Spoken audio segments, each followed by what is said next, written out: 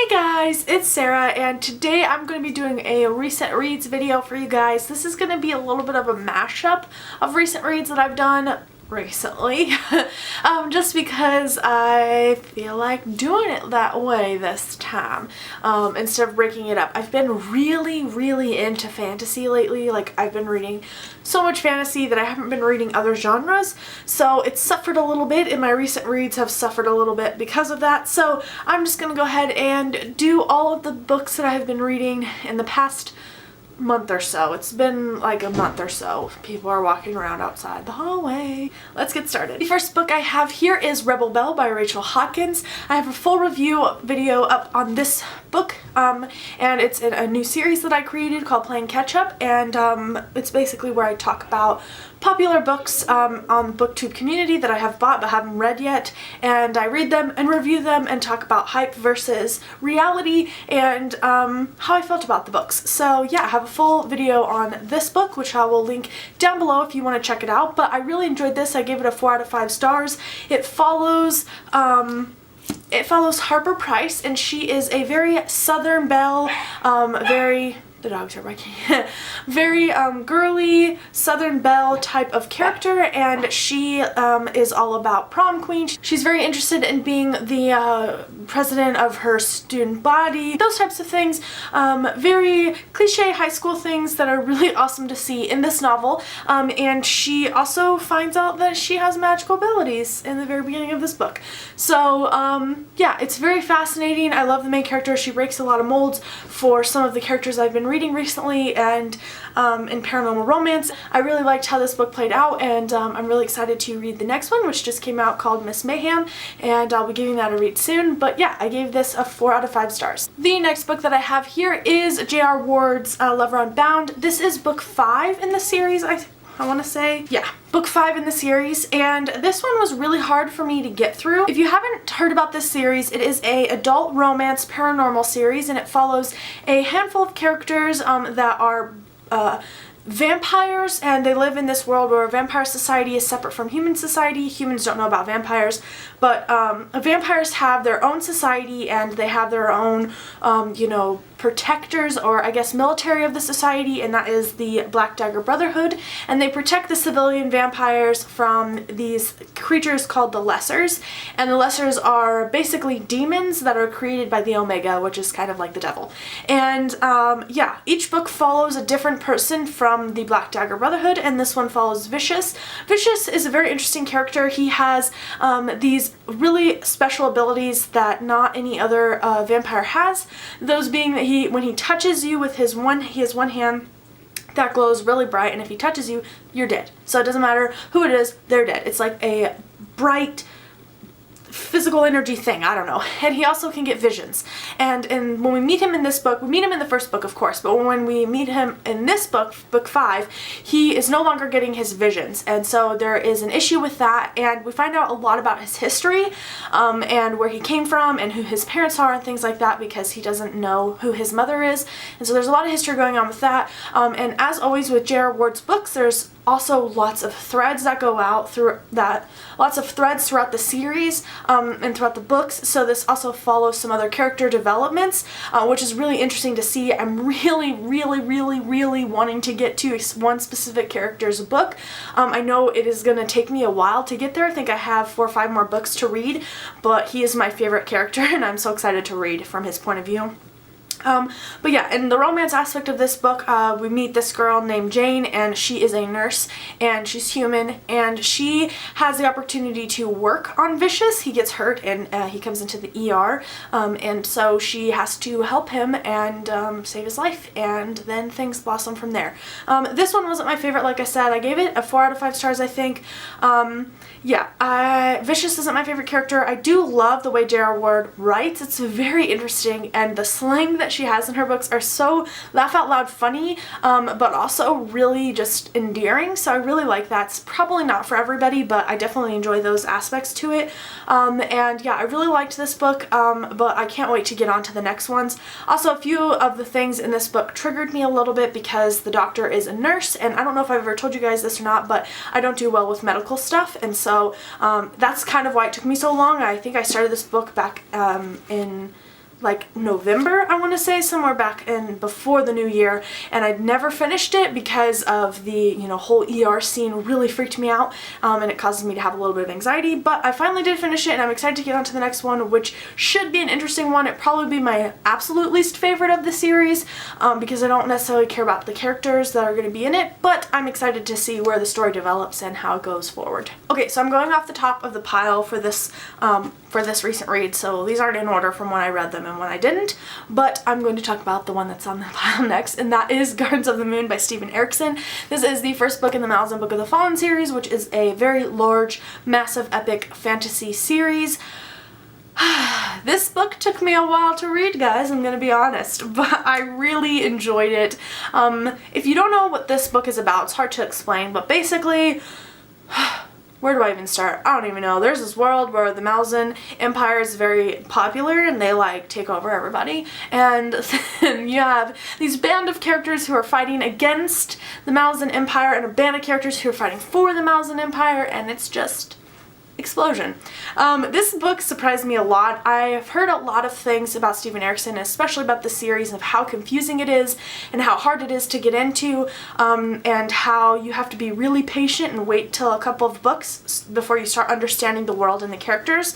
And I definitely had issues with those things of understanding the world and the characters and the writing style, but I had help from my very good friends that are amazing and champions and listened to me ramble about this book and helped me through it so much. I think I understood so much because of them, and so shout out to them, Caitlin, PT, and Michael especially. Yeah, they were just champs and helped me through this book a lot. Yeah, so I read this book pretty slowly. I read a chapter a day for a while, and then in the past couple of days, and then at the end, when I got closer to the end, I was starting to understand it a lot more and totally into it, and so I read that a little bit quicker.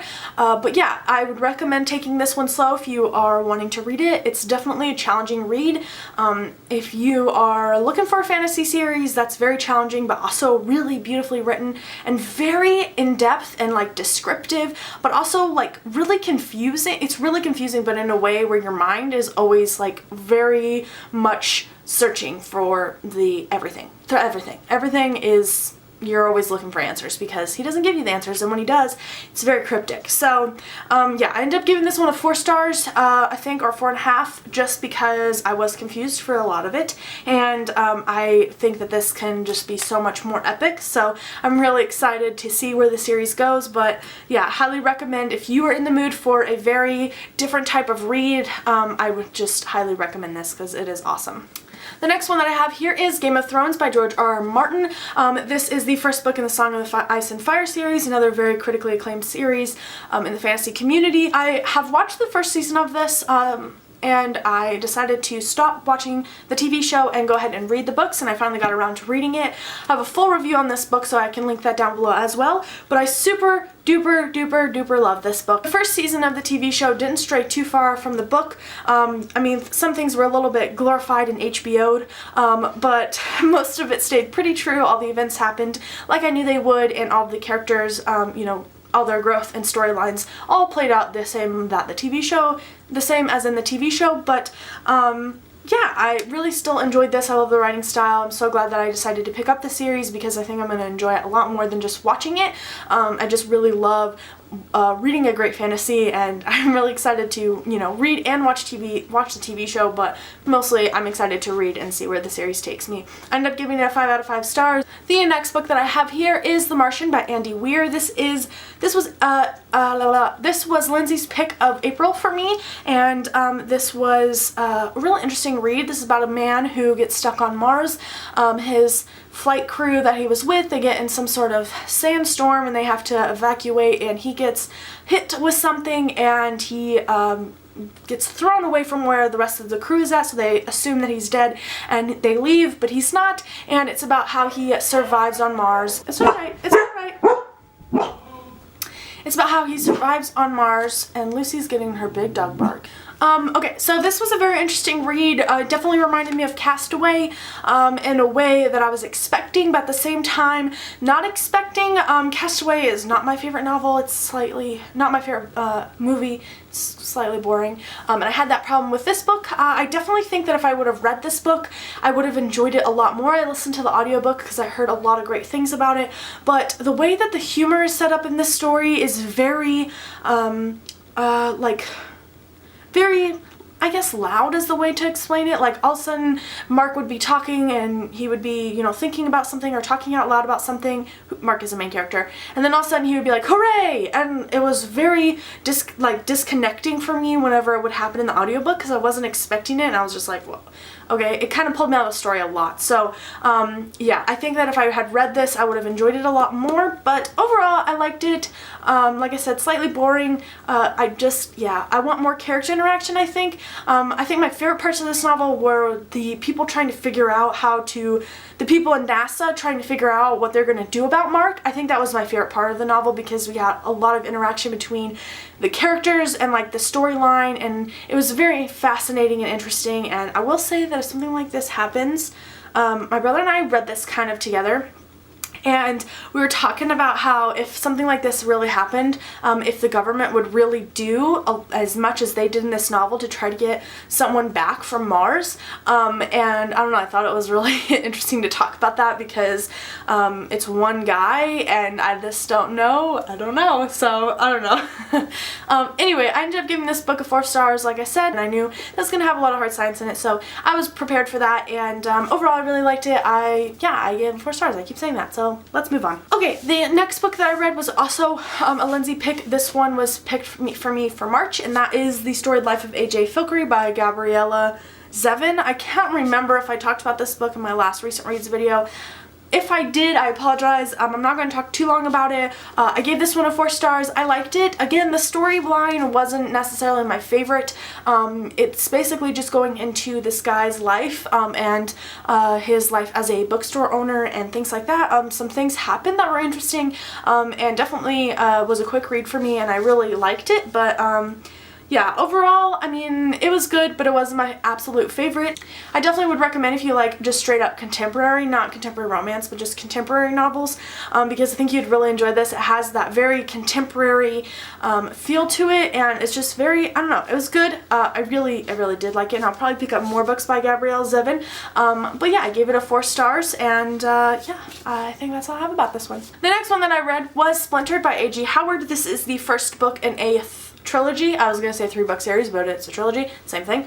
And it is a Alice in Wonderland retelling of sorts, and it follows Alyssa, and her family is very connected to the Alice in Wonderland story. Her great-great-great-grandmother inspired Lewis Carroll to write the Alice in Wonderland's adventures, and there is a lot going on in here about mental health. Yeah, the main character is hearing bugs and insects, insects and flowers talk to her, and there is a long line of history of family members who are deemed insane in our contemporary world, and so she is terrified that she's going insane, and then she figures some things out, and then maybe she goes to Wonderland, who knows, because this is Alice in Wonderland's retelling.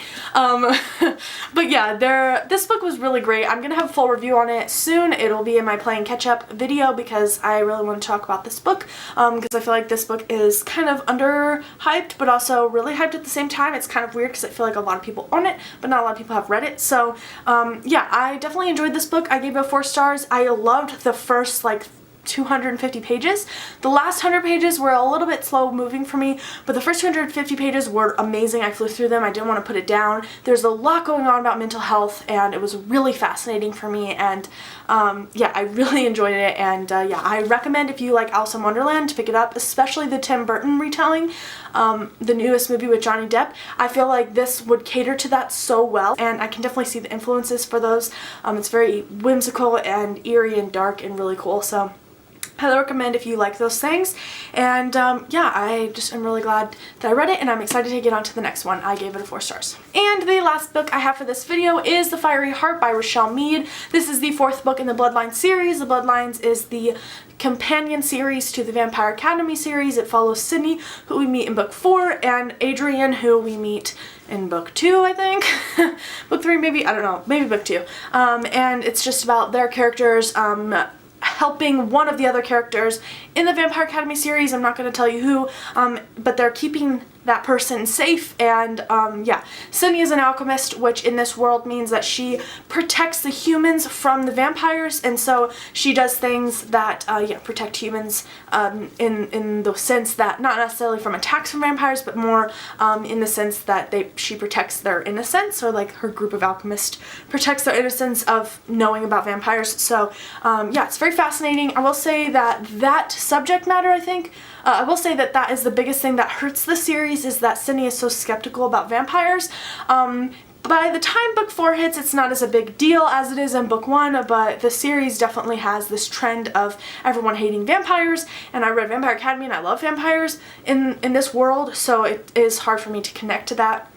I will say that I gave this book a 4 stars. I probably should have gave it a 3.5 stars, but I still enjoyed some of the things that happen in this book more than I thought I would.